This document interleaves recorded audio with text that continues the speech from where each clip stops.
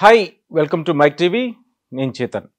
మనం women in Indian politics ఒక సిరీస్లా చేస్తూ ఉన్నాం. ఇందులో అనేక మంది ఉమెన్ని మనం పరిచయం చేస్తూ ఉన్నాం. రాజకీయాల్లోకి స్త్రీ రావాల్సిన అవసరం ఉంది. వచ్చినప్పుడే వాళ్ళ నిజమైన స్వాతంత్రం వాళ్ళకి, అంటే వాళ్ళ సమస్యల మీద వాళ్ళు మాట్లాడుకునే స్వేచ్ఛ స్వాతంత్రం వాళ్ళకి వస్తుంది. అయితే ఉమెన్ నిజానికి ఉమెన్ రాజకీయాల్లోకి రావడానికి బడుగు బలహీన వర్గాలు ఇట్లా అనేక సమస్యలు ఉండవు. కులం లేదు, ప్రతి ఉమెన్ అణచివేయబడిన ఉమెనే. అందుకనే వాళ్ళని రాజకీయాల్లోకి రావడానికి అనేక మంది ఈ సమాజంలో పితృస్వామ్య వ్యవస్థలో ప్రతి స్త్రీకి అనేక అడ్డంకులు ఉంటాయి. ఆ అడ్డంకుల్ని ఎదుర్కొని ఒక ఫౌండేషన్, తల్లి బాగుంటే ఆటోమేటిక్గా ఫ్యామిలీ బాగుంటుంది, పిల్లల గ్రోత్ బాగుంటుంది అని ఆలోచించి మదర్ ఫౌండేషన్ అని ఒకటి స్థాపించి ఆ మదర్ ఫౌండేషన్లో అనేక మందికి కుట్టు శిక్షణ ఇచ్చి ఆ శిక్షణ తర్వాత వాళ్ళకి ఇండిపెండెంట్గా ఎదగడానికి వాళ్ళకి కుట్టు మిషన్లు కూడా ఇచ్చి ప్రోత్సహిస్తూ తను మళ్ళీ ఉద్యమంలో పార్టిసిపేట్ చేసి ఆ తర్వాత రాజకీయాల్లోకి వచ్చి రాజకీయాల్లో కూడా ఒక ప్రధానమైన పార్టీకి అధికార ప్రతినిధిగా స్పోక్స్ పర్సన్గా ఉన్న మన సంధ్యారెడ్డి గారితో ఇవాళ మనం ఒక పాడ్కాస్ట్కి వెళ్దాం. Ma'am good evening. Good evening అండి, నమస్తే. ఇది కంప్లీట్గా మనం అంటే ఇన్ఫార్మల్గానే చేసుకుందాం, మన అభిప్రాయాలు మాత్రమే ఎక్స్చేంజ్ చేసుకుందాం. ఇది ఇంటర్వ్యూ కాదు. ఫస్ట్ థింగ్, ఇక మనం సంధ్యారెడ్డి గారి రాజకీయ ప్రస్థానం ఎప్పుడు మొదలైంది అంటే అధికార ప్రతినిధి నుంచి ఎమ్మెల్యేగా నేను ఎప్పుడు చూడొచ్చు? 2028లో కంపల్సరీ ఎమ్మెల్యేగా చూడొచ్చు. అంటే మా రాజకీయ ప్రస్థానం అంటే నేను ఇండైరెక్ట్గా పాలిటిక్స్ అన్నట్టే. 2003 నుంచి నేను ఎన్జిఓ ఆర్గనైజేషన్ నుంచి వచ్చినాను కాబట్టి తెలంగాణ ఉద్యమం కూడా 2009 నుంచి ఉద్యమంలో కీలక పాత్ర పోషించిన. తెలంగాణ ఉద్యమంలో రైల్వే కేసులో చాలా కేసులు, మొన్నటి వరకు కూడా రీసెంట్లీ వరకు కూడా ఉన్నాం, కేసులు ఉండే 44 కేసులు. తెలంగాణ జాగృతి కవిత నేను ఇద్దరం, అంటే నేను ఒక మహిళా జేఏసీ చైర్మన్ కూడా ఉన్నప్పుడు సొంతంగా నేనే పెట్టి ఒక హ్యూమన్ రైట్స్ గురించి తెలంగాణ వస్తే మహిళలకి ఏ రకంగా బాగుంటుంది, రిజర్వేషన్ పరంగానే బాగుంటుంది ఒక ఆలోచనతో పెట్టినాం. అలా మేము 2009 నుంచి పాలిటిక్స్లో ఇండైరెక్ట్గా స్టార్ట్ అవుతూ వచ్చాము. ఉద్యమాలు ఇంకేముంది, స్వచ్ఛందంగా సేవా కార్యక్రమాలు చేస్తున్నాము, ఉద్యమాలు చేసినాము, రాజకీయాలు ఎందుకు చేయలేము మనము అని చెప్పేసి నాకు ఒక ఆలోచన వచ్చింది. ఈ ఆలోచన అంటే కొంతమందికి కొన్ని హెల్ప్ చేయాలి అంటే కొంచెం వరకే చేయగలుగుతున్నాం, ఒక 10 మందికే చేయగలుగుతున్నాం. 100 మందికి మనం చేయాలంటే మనం అందరినీ సాటిస్ఫై చేయలేము. సో మనకి ఒంటరిగా కాకుండా ఏదైనా ఒకటి మనం 10 మందికి హెల్ప్ చేయాలి అనుకున్నప్పుడు మాత్రం తప్పకుండా పాలిటిక్స్లో ఉండాలి. గవర్నమెంట్ సపోర్ట్ ఉంటేనే ఒక 100 కాదు 1000 మందికి కూడా హెల్ప్ చేయొచ్చు అని ఒక ఆలోచన నాకు వచ్చి, నాకున్న ఒక సంధ్యక్క సైన్యం అని, నాకు ఒక సంధ్యక్క సైన్యం ఒక 2 లక్షల మంది మహిళలు ఫాలోవర్స్ ఉంటారు. ఆ మహిళలందరూ కూర్చొని, మేడం మీరు సంధ్యక్క రాజకీయాలకు రావాలి, సంధ్యక్క మీరు కంపల్సరీ రావాలని, నేను ఒక పాలమూరు బిడ్డను, అదే పాలమూరు బిడ్డని అలా డికే అర్ణ గారు నన్ను సపోర్ట్ చేయడము, తెలంగాణ జాగృతి, తెలంగాణ వచ్చింది, మా ఉద్దేశం కూడా తెలంగాణ వచ్చింది. ఇందిరాగాంధీ గారిని నేను బాగా ఇన్స్పైర్ అయ్యింది. అంటే నేను చిన్నప్పటి నుంచి ఒక ఉక్కి మహిళ అంటారు చూడండి, ఆమె అంటే నాకు చాలా ఇష్టం. చిన్నప్పటి నుంచి ఆమెలాగా, చిన్న ఉన్నప్పుడు ఆమెలాగా ఇట్లా చేయాలి, ఇట్లా ఉండాలి అన్నట్టుగా నాకు కొంచెం ఉండేదన్నమాట. సో మా సేవాభావం అయితేనేమో మదర్ తెరీసాని తీసుకునేదాన్ని. పాలిటిక్స్ అంటే ఉమెన్ ఇట్లా ఉండాలి, ఇట్లా ఉంటే మనం ఏదైనా చేయగలుగుతాం. సో ఈ ఎన్జిఓని సింగిల్ గా నేను హ్యాండిల్ చేసుకుంటూ ఇన్ని రోజులు ప్రస్థానం ఒకసారి చూసినప్పుడు, అంటే ఒక పక్క గవర్నమెంట్ జాబ్ చేసుకుంటూ మళ్ళీ ఆ తర్వాత ఒక ఫౌండేషన్ ని స్థాపించి, ఆ తర్వాత ఉద్యమంలో మీరు ఒక మహిళా జేఏసీని స్థాపించి, ఆ తర్వాత మళ్ళీ ఇప్పుడు రాజకీయాలు, చాలా వేరియేషన్స్ కనిపిస్తాయి. వేరియేషన్స్ ఉన్నాయి. బట్ నాకున్న ఇప్పుడు ఈ లేడీస్ కి అందరికి ఒంటరి మహిళలు ఉన్నారు, కొన్ని 100 మంది ఒంటరి మహిళలు ఉన్నారు. నేను చేస్తున్నా, కొద్దో గొప్ప చేస్తున్నాను, కానీ ఏదో ఒక కుట్టు మిషన్ వరకు చేస్తున్నా, ఒక 6-7 రూపాయల వరకు కుట్టు మిషన్ ఇస్తే ఇంకా ఆ కుట్టు మిషన్ మీదనే వాళ్ళకి ఇంకా కావాలి కదా, పిల్లల ఎడ్యుకేషన్ కావాలి, ఉండడానికి ఒక ఇల్లు కావాలి, ఏదో చేయాలంటే అంత స్తోమత నా దగ్గర 10 మందికి నేను చేయగలుగుతాను, కానీ లాట్ ఆఫ్ మెంబర్స్ చేయలేను. బట్ నేను రాజకీయాలలో ఉంటే అలాంటి వ్యక్తుల కోసం నేను ఏదో ఒకటి చెయ్యాలి. వాళ్ళని చూస్తుంటే బాధేస్తుందండి, వీళ్ళ కోసమైనా సరే. యాక్చువల్లీ నాకు రాజకీయాలు ఇంట్రెస్ట్ లేదు ఫస్ట్ నుంచి కూడా. ఎందుకు అంటే రాజకీయాలలో ఉంటే అన్ని సామాజిక వర్గాల వాళ్ళకి మనం న్యాయం చేయలేము. ఇప్పుడు ఒక పార్టీలో ఉన్నాం అనుకోండి, ఇంకో పార్టీ వాళ్ళకి ఇష్టం ఉండదు మనం అంటే. ఓకే. అది ఒక ఎన్జిఓ ఆర్గనైజేషన్ గా ఒక మదర్ ఫౌండేషన్ చైర్మన్ అంటే సంధ్యక్క ఆల్ పాలిటిక్స్ ఎవరని ఉండని అన్ని రాజకీయ నాయకులు ఇష్టపడతారు. సో అలా ఉండాలి అనేది నా ఇంటెన్షన్ ఫస్ట్ నుంచి. కానీ అజాత శత్రువుగా ఉండాలి, అలాగే ఉండాలి. బట్ ఎవరిని మనము ఎవరైనా సరే మనం అక్కున చేర్చుకునే విధంగా ఉండాలి. కాబట్టి ఇక రాజకీయాల్లో అది సాధ్యం కాదు, రాజకీయాలలో సాధ్యం కాదు. కానీ నేను అన్ని ఒక స్టెప్ బై స్టెప్ వస్తున్నాను కాబట్టి ఇప్పుడు ఒక నిజంగా కూడా ఇప్పుడు ఆసనం అయింది అంటే ఒక మంచి రాజకీయాలకు రావాలి. సో మనం అన్ని చేయగలుగుతున్నాం కదా, ఎందుకు చేయలేము? మనం అసెంబ్లీలో ఉన్నాం అనుకో, అక్కడ ఉన్న మహిళా సోదరులే కానివ్వండి, చాలా మంది యువత కూడా చాలా మంది చదువుకోని నిరుద్యోగులు ఉంటారు కదా, వాళ్ళందరికీ అవేర్నెస్ రావాలి, వాళ్ళందరికీ ఏదో ఒకటి హెల్ప్ చేయాలి. అసలు ఎందుకు ఇట్లా అవుతుందని ఒక ఆలోచనతో నాకు నేను తమ్ముళ్ళు కూడా ఉస్మానియా యూనివర్సిటీ పిల్లలు కానివ్వండి, చాలా తమ్ముళ్ళు అందరూ సపోర్ట్ చేస్తారు. గృహిణీలు అయితే వాళ్ళకి ఏదో ఒకటి చేయాలని ఉంటుంది కానీ వాళ్ళు బయటకు చేయలేరు కదా. అక్క సంధ్యక మీరు వెళ్ళండి, మీ ఎంబడి మేము ఉంటాము అని చెప్పేసి వెన్నంటుంది. నేను ప్రతి ఎవ్రీ మినిట్ నేను ఏం అప్డేట్ మొత్తం వాళ్ళ స్టేటస్లు పెట్టుకుంటారు. అంత అభిమానం సంపాదించుకున్నా. సో వాళ్ళ కోసం నేను ఏదో ఒకటి చేయాలి. వాళ్ళ దగ్గరికి వెళ్ళి మీరు చూడండి సార్, ఒక్కసారి వాళ్ళ ఒంటరి మహిళల జీవితాలకు వెళ్ళి చూస్తే వాళ్ళ బాధలు తీర్చాలంటే ఒక గవర్నమెంట్ పరంగానే అవుతుంది. ఒక సొంతంగా ఒక ఎన్జిఓ అంటే 10 మందికి 50 మందికి 100 మందికి చేయగలుగుతాం. అంత మన తెలంగాణ రాష్ట్రం మొత్తం మనం చేయలేం. నాకు తెలంగాణ రాష్ట్రమే కాదు, ఉమ్మడి ఆంధ్రప్రదేశ్, ఇక్కడ మహారాష్ట్ర, ఇక్కడ సైడ్ కూడా ఉన్నాయి, మన సంస్థ నడుస్తుంది. కాబట్టి అసలు మీకు వీళ్ళకి ఈ మహిళలకి పని చేయాలి లేదు సేవ చేయాలి అనే ఆలోచన ఎప్పుడు వచ్చింది? నేను చైల్డ్ లేబర్ డిపార్ట్మెంట్ లో డ్రాప్ అవుట్ చిల్డ్రన్స్ అంటే నేను చైల్డ్ లేబర్ డిపార్ట్మెంట్ జాబ్ చేసినప్పుడు నాకు ఎందుకో భర్త గంజాయికి అలవాటు పడిపోయి, భార్య గంజాయికి అలవాటు పోయి, ఇద్దరి మధ్యలో మనస్పర్ధలు వచ్చి పిల్లల్ని వదిలేసేసి మురికి కాలువల దగ్గర డ్రాప్ అవుట్ చిల్డ్రన్స్ అదే కదా. సో ఉమెన్ ఏదో ఒకటి స్ట్రాంగ్ ఉండాలి, స్ట్రాంగ్ గా ఉంటే భార్య భర్తల మధ్యలో గొడవలు రావు. ఇన్ఫాక్ట్ పిల్లల మీద కూడా పడుతుంది ఇక్కడ. ఎందుకంటే మా అమ్మ కష్టపడుతుంది. మా అమ్మ అంటే అక్కడ వాళ్ళు మురికి కాలువల్లో ఉండే వాళ్ళు, ఇక్కడ బిలో పవర్టీ వాళ్ళు చదువుకోలేరు, జాబులు చేయలేరు. వాళ్ళ కోసం ఏం చేయాలంటే ఒక కుట్టు శిక్షణ అంటే ఒక కుట్టు మిషన్ ఇంట్లో చిన్న కొట్టున్న చిన్న రూమ్ ఉన్న ఒక కుట్టు చూసుకుంటూ కుట్టు మిషన్ కుట్టుకుంటూ అక్కడ ఫ్యామిలీని చూసుకోవచ్చు, ఇక్కడ పిల్లల్ని తీసుకోవచ్చు. స్కూల్కి వచ్చే టైంకు ఏదో ఒకటో జాకెట్ తన పని తను చేసుకుంటే బాగుంటుందో 10 రూపాయలు వస్తాయి. గతంలో మనం చూసినామండి, ఒకప్పుడు వరకట్నం ఇచ్చేటప్పుడు మనం అప్పుడు మగవాళ్ళకి ఒక సైకిల్ ఒక వాచ్ ఇచ్చేటోళ్ళం. అదే ఆడపిల్లకి ఇంటికి వెళ్ళేటప్పుడు ఒక కుట్టు మిషన్, విద్యా కుట్టు మిషన్ ఇచ్చేవాళ్ళు. అదే విద్యా కుట్టు మిషన్ అదే వాళ్ళు నేర్చుకున్నాను అనుకోండి, ఫ్యామిలీ పరంగా డిస్టర్బెన్సెస్ రావు. ఒక భార్య ఒక భర్త ఇద్దరు కలిసి పని చేసుకుంటే కుటుంబం చక్కగా ఉంటది. వాళ్ళు ఒక 10 రూపాయలు చేతి నిండా పని, 10 రూపాయలు వస్తే పిల్లలకు ఒక బిస్కెట్ పెన్సిల్. చైల్డ్ లేబర్ లో పనిచేసి అన్నారు కదా, ముఖ్యంగా వీళ్ళు రోడ్డు మీద అనాథ పిల్లల్లాగా ఉండడానికి బలమైన కారణాలు ఏంటి అసలు? అంటే అక్కడ ఉమెనే మెయిన్ అండి. ఉమెన్ అన్ఎడ్యుకేటెడ్ కావడము, తర్వాత వాళ్ళు పెరిగిన వాతావరణం నేను చూసిన, నేను చాలా శాతం చిన్నగా చిన్న ఏజ్ లో పెళ్లిళ్ళు కావడము, అవేర్నెస్ లేకపోవడము, భర్త భార్యకు కనీసం ఒక మెచ్యూరిటీ లేని లెవెల్లో పెళ్లిళ్ళు చేసుకొని ఆ పిల్లల్ని ప్రెగ్నెన్సీ వచ్చిందనే కూడా తెలియకుండా నేను చాలా మంది ఇక్కడ చూసాను. అంబర్పేట ముసరాం బాగు దగ్గర అక్కడ ముగ్గు బస్ అని ఒకటి ఉంటది కాచిగూడ దగ్గర. వాళ్ళని చూసినప్పుడు అంటే ఇక్కడ పిల్లలు ఆడుకుంటుంటారు, ఒక భార్యాభర్తలు అంటే లివింగ్ అంటే ఆ రిలేషన్ లో అట్లున్నప్పుడు నాకు అనిపించింది, ఎందుకు అంటే డ్రాప్ అవుట్ అంటే నేను ఇంటింటికి వెళ్ళి పిల్లలను తీసుకొచ్చి స్కూల్లో చేర్పించే వాళ్ళం అనమాట.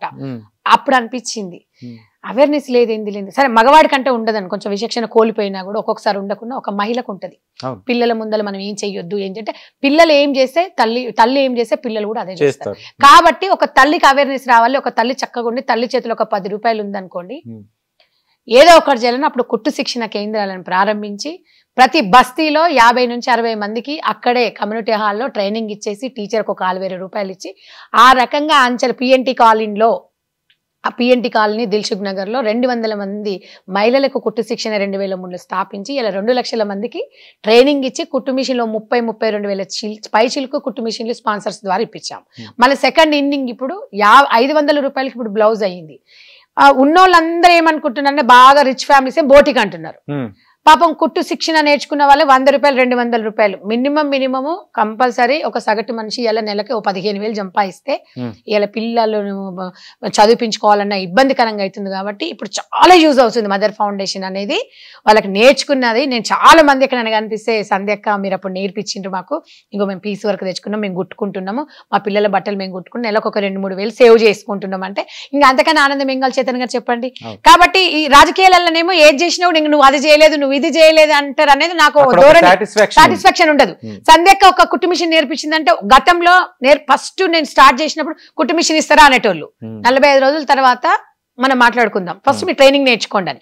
ట్రైనింగ్ నేర్చుకున్న తర్వాత డిసిప్లిన్ అనేది మారుపేరే మా మదర్ ఫౌండేషన్ అండి.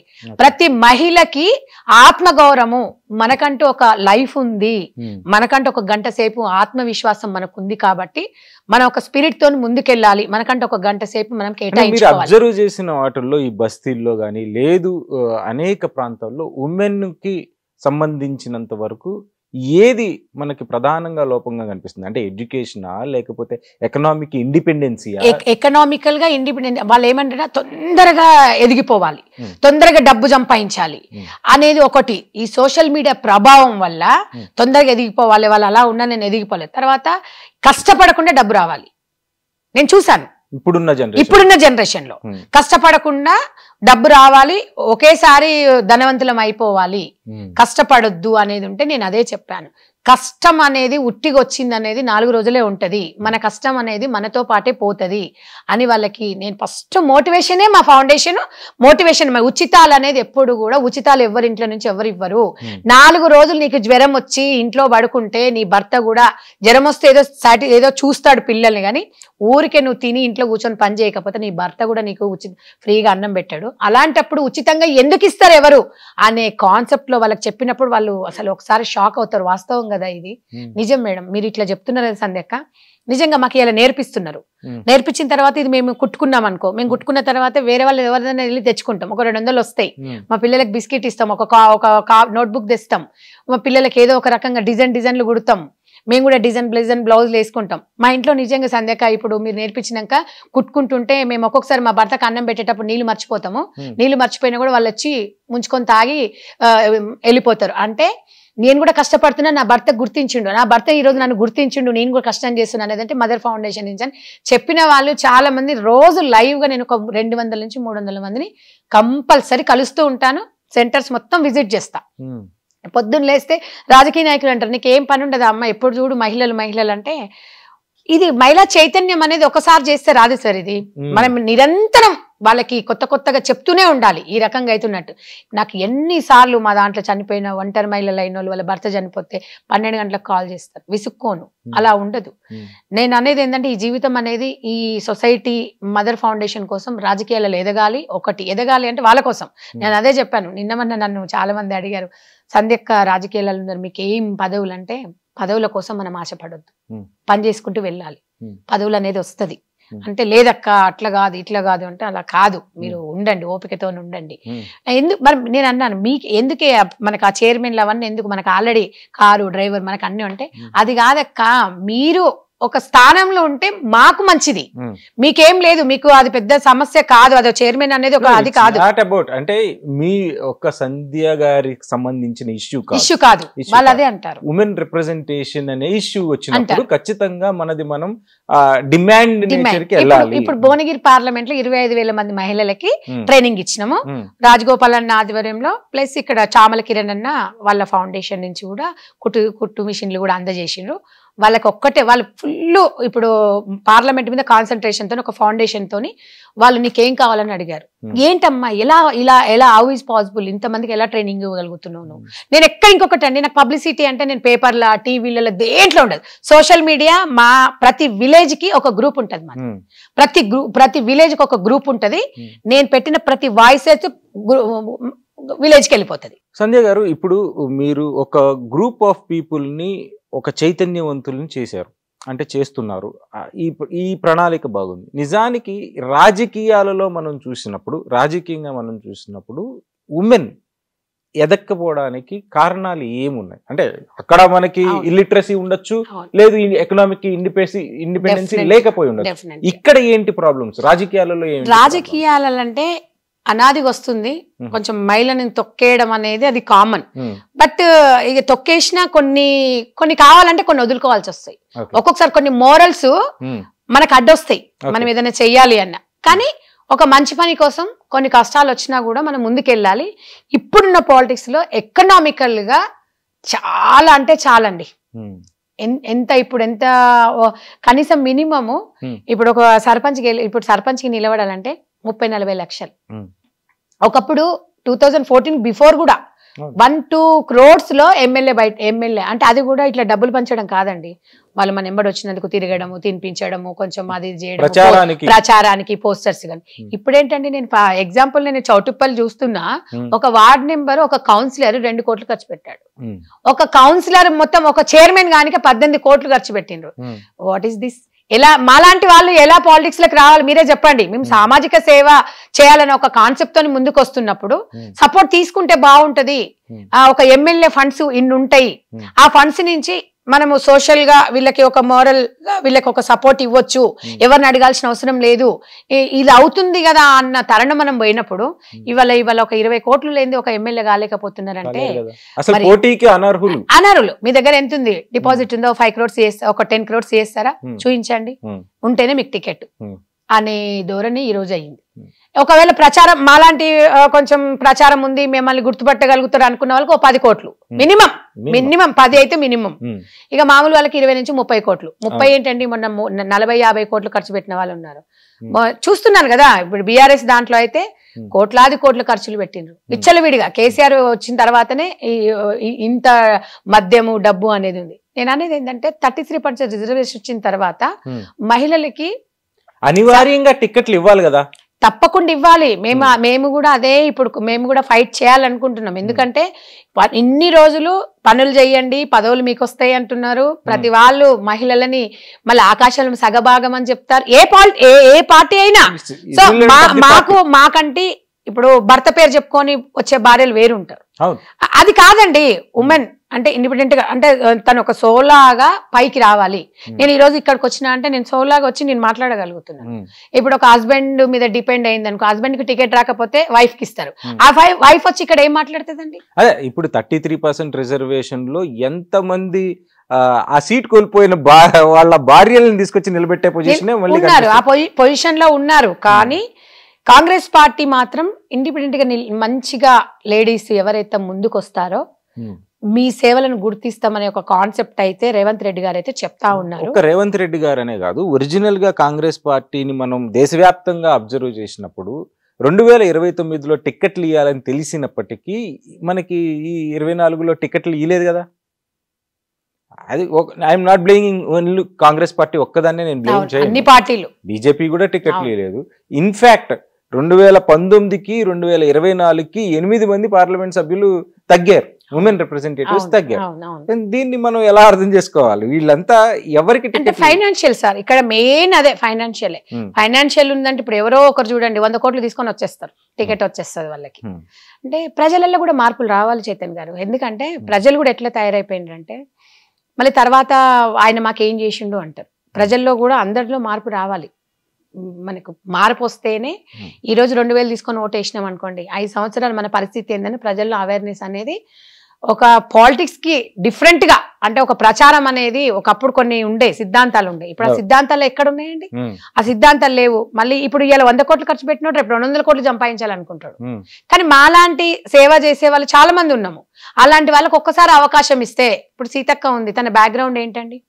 తను కష్టపడి పైకి రాగలిగింది. అలాంటి వాళ్ళను మాలాంటి వాళ్ళను ఇంకా మాలాంటి స్వచ్ఛంద సంస్థలు ఎంతో మంది ఉన్నారు. మాలాంటి వాళ్ళకి అవకాశం ఇచ్చింది అనుకోండి, డెఫినెట్ గా దేనికైనా మేము వెళ్ళగలుగుతాం. ఇప్పుడు మాకు సపోర్టింగ్ ఏంటంటే నాకు రాజకీయం కాకుండా మా సొసైటీ వాళ్ళే, మా మహిళలే, అక్క మీరు రండి, మేము అందరం చందాలు వేసుకుంటాం, మేమే చేసుకుంటాం, మేమే ప్రచారం చేసుకుంటాం అనే స్టేజ్కి మనం వచ్చినామంటే ప్రతి ఒక్క మహిళ ఇండిపెండెంట్ గా అట్లా నిలబడాలి. ఏదైనా అర్జెంట్గా ఏదైనా కాల్ వచ్చిందంటే వెళ్ళిపోవాలి వాళ్ళ కోసం. అట్లా పనిచేసే వాళ్ళకి తప్పకుండా వస్తుందండి. భగవంతుడు సరే ఏది ఎక్కడ పోయినా భగవంతుడు అనేవారు మాత్రం కంపల్సరీ ఒక ఛాన్సెస్ ఇస్తాడు. ఎందుకంటే ఒక గ్రామీణ ప్రాంతం నుంచి వచ్చిన మహిళను, ఫర్ ఎగ్జాంపుల్ నేనే ఈ రోజు ఈ స్థానం వరకు వచ్చినా అంటే ఒక 20-22 సంవత్సరాల కృషి. నేను ఈ రోజు ఒక సంధ్యారెడ్డి అని అంటే ఈ వేదిక ద్వారా రాష్ట్ర వ్యాప్తంగా ఒక అధికార ప్రతినిధి 2 సార్లు నేను అధికార ప్రతినిధి ఉన్నాను. మొన్నటి వరకు నేను అడగలేదు అవకాశం అని. 33% కంపల్సరీ రిజర్వేషన్ వస్తుంది, కంపల్సరీ. రాహుల్ గాంధీ గారు కూడా మహిళలకు ఇవ్వాలని ప్రియాంక గాంధీ గారు వెరీ స్ట్రాంగ్ గా చెప్తున్నారు, మోడీ గారు కూడా చెప్తున్నారు. కాబట్టి దేశవ్యాప్తంగా అక్కడ ఉన్న బీజేపీ పార్టీ ఇక్కడ ఉన్నది. ఇక బీఆర్ఎస్ పార్టీ గురించి అయితే ఇప్పుడు మనం అది మాట్లాడుకోవాల్సిన ప్రాంతీయ పార్టీ కూడా దాని గురించి అంత పెద్దగా లేదు. ఈ 2 జాతీయ పార్టీల గురించి మనం మాట్లాడుకునే మేబీ ఉండొచ్చేమో చైతన్య గారు, మనకి ఛాన్స్ వస్తుండొచ్చు. 33% వచ్చినప్పుడు కంపల్సరీ ఇవ్వాల్సి వస్తుంది. అక్కడ అది ఖచ్చితంగా ఇవ్వాల్సి వస్తుంది. మనకున్న 120 సీట్లలో ఖచ్చితంగా ఎట్లా ఎంత లేదనుకున్నా 40 సీట్లు ఉమెన్ కి ఇవ్వాలి కదా. అవును, తప్పకుండా ఇవ్వాలి. దాంట్లో మాలాంటి వాళ్ళకి అవకాశం ఇవ్వాలి. నిరంతరం ప్రజలలో ఉండాలి. మనం కూడా ప్రజల దగ్గర ఏం ఆశించకుండా మనం చేస్తూ ఉంటే డెఫినెట్ గా ఏదో ఒక ఛాన్స్ మాత్రం కంపల్సరీ వస్తుందని ఒక నమ్మకం ఉంది.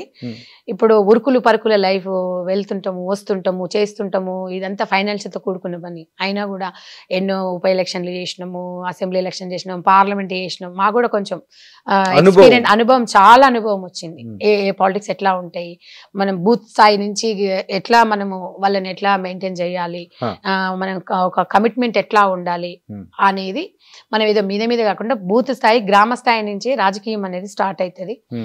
గ్రామాలల్లో మీరు చాలా గ్రౌండ్ లెవెల్ పాలిటిక్స్ మాట్లాడుతున్నారు. నిజంగా ఒక మహిళ ఆ లెవెల్లో మాట్లాడడం అనేది చాలా అరుదు. మీరు చాలా రైట్ పాత్ లో ఉన్నారు. అయితే ఈ ట్రైనింగ్ ఇప్పుడు ఉమెన్ కి నెక్స్ట్ ఒక 40 మంది ఉమెన్ కి కాంగ్రెస్ పార్టీ టికెట్లు ఇవ్వాలంటే ఈ 40 మందిని తయారు చేసే ఒక యంత్రాంగం ఇప్పటి నుంచే బలమైన యంత్రాంగం పనిచేయాలి కదా. చేయాలి సార్, డెఫినెట్ గా చేయాలి. ఇప్పుడు చురుకుగా అప్పటిదప్పుడు వచ్చి టికెట్ తీసుకోవడం కాదు. ఎందుకంటే ఏ నాయకులైనా సరే వాళ్ళ నేపథ్య రాజకీయ నేపథ్యం గాను బ్యాక్గ్రౌండ్ ఫైనాన్షియల్ పక్కన పెట్టండి, ఈ అమ్మాయి సమర్థవంతంగా పని చేయగలుగుతుందా అని. అవునండి, ఒక 100 కోట్లు ఇచ్చిన అమ్మాయి, ఒక ఉమెన్ ఉంటది బిజినెస్, ఆమెకు 100 కోట్లు ఇచ్చేసి ఎమ్మెల్యేకి నిలబెడితే ఆమె చేయకపోతే పరిస్థితి ఏంది అనేది ప్రజలలో ఒకటి ఉంటది. నిజంగా సంధ్యారెడ్డికి టికెట్ ఇచ్చినారు అంటే డెఫినెట్ గా ఆమె ఎప్పుడు ప్రజలలోనే ఉంటది అనేది ఒక పాజిటివ్ అనేది 50% వెళ్ళిపోతుంది. తరగతులు వీళ్ళకి నిర్వహించాల్సిన అవసరం ఉంటుంది, తప్పకుండా వాళ్ళకి ఒక ట్రైనింగ్ క్యాంపులు నిర్వహించాల్సిన అవసరం ఉంటుంది తప్పకుండా. నాకు ఈ లాస్ట్ టైం చూసిన మేనిఫెస్టో, మనం అన్ని ముఖ్యంగా కాంగ్రెస్ పార్టీ మేనిఫెస్టోకి వస్తాం. మహాలక్ష్మి అనే ఒక బ్రాండ్ తో కాంగ్రెస్ పార్టీ మేనిఫెస్టో మనకి స్పష్టంగా కనిపిస్తుంది. ఫ్రీ సిలిండర్ లో రాయితీ లేదు, ఆర్టీసీ ఫ్రీ. అంటే ఉమెన్ కి అన్ని రాయితీలు ఇస్తున్నారు, ఉమెన్ కి పథకాలు ఇస్తున్నారు, కానీ రాజకీయంగా పదవులు ఇచ్చే దగ్గర మాత్రం కొద్దిగా ఎందుకో అంటే ఏమవుతుంది సార్ అక్కడ అంటే, ఇప్పుడు ఫర్ ఎగ్జాంపుల్ మేము రెడ్డిస్ ఉన్నాం, మేము అధికార ప్రతిలో ఒక 4 రెడ్డిస్ ఉన్నాం, బీసీలో ఒక 2 ఉన్నారు, ఎస్సీలో ఒక 2 ఉన్నారు. కాంగ్రెస్ పార్టీలో ఏంటండి, కాంగ్రెస్ పార్టీలో అధికార ప్రతినిధులు ఎంతమంది ఉంటారు? 34 మంది ఉన్నారు. 34 మందిలో ఉమెన్ ఎంతమంది ఉన్నారు? ఉమెన్ ఇప్పుడు ఒక 5 మెంబర్స్ ఉన్నాము. 5 మెంబర్స్ అంటే ఒకరు కల్వ సుజాత గారికి ఇచ్చారు. ఇప్పుడు మేము ఇద్దరైతే వెళ్ళిపోయారు. శ్రవంతి గారు వెళ్ళిపోయారు, ఆమె కత్తి కార్తిక్ వెళ్ళిపోయారు. ఇప్పుడు నేను భవానీ రెడ్డి మాత్రమే ఉన్నాము. ఇప్పుడు ఇద్దరము మా ఇద్దరికి ఎవరికి ఇవ్వమంటారు, ఎవరు ఇప్పుడు ఒకసారి ఆమె సిద్దిపేట నుంచి పోటీ చేసింది. నేను ఒక ఎన్జిఓగా 20 సంవత్సరాల నుంచి నేను ఇండైరెక్ట్ పాలిటిక్స్ లో ఉన్నా. 2014 నుంచి కాంగ్రెస్ పార్టీకి పనిచేస్తూనే ఉన్నా.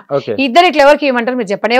ఒకవేళ ఇద్దరికి ఇచ్చింది అన్నారు అనుకోండి, ఇంకా జనరల్ సెక్రటరీలో 2 ఉంటారు, తర్వాత ఉపాధ్యక్షులు 2 ఉంటారు, మొత్తం రెడ్డిస్కే ఇచ్చిందా అనే ఒక కోణం వస్తుంది.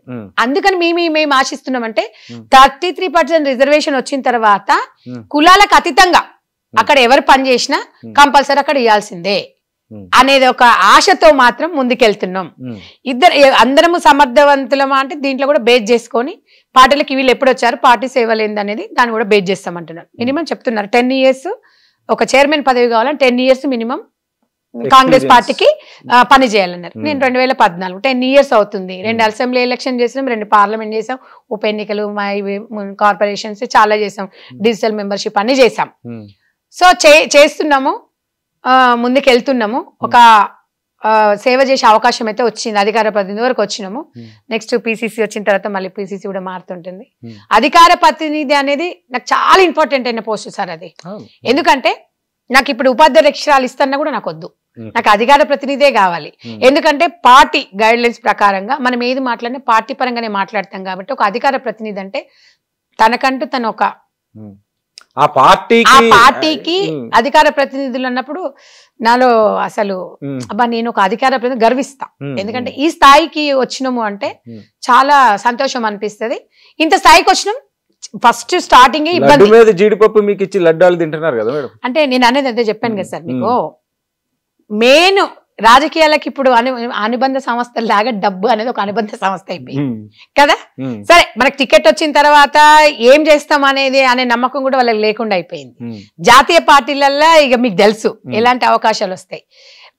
రావచ్చు మేబీ సీతక్క లాంటి వాళ్ళని మనం తీసుకున్నాం అనుకోండి, చాలా మంది మహిళలు రాజకీయ నేపథ్యం చూసినట్టయితే ఖర్చు కొంచెం మా వాళ్ళు ఇండిపెండెంట్ గానే ఇప్పుడు అడుగుతున్నారు. రేవంత్ రెడ్డి గారు అయితే వీళ్ళ బ్యాక్గ్రౌండ్ ఏంది, వీళ్ళు కష్టపడుగుతానే అదే చూస్తున్నారు. ఎందుకంటే డబ్బు ఉందా లేదా అనేది కాకుండా సపోర్టింగ్ అనేది ఇప్పుడు చాలా మంది ఉన్నారు కదా, మంత్రులు ఉన్నారు, వాళ్ళందరూ సమక్షంలో వాళ్ళని కూడా మేము చూస్తుంటాం. ఏదో రకంగా మాకు కూడా అవకాశం ఇవ్వాలన్నా, ఎందుకంటే ఇలాంటి అంటే తప్పకుండానే అందరితో కలిసి పనిచేస్తుంటాము.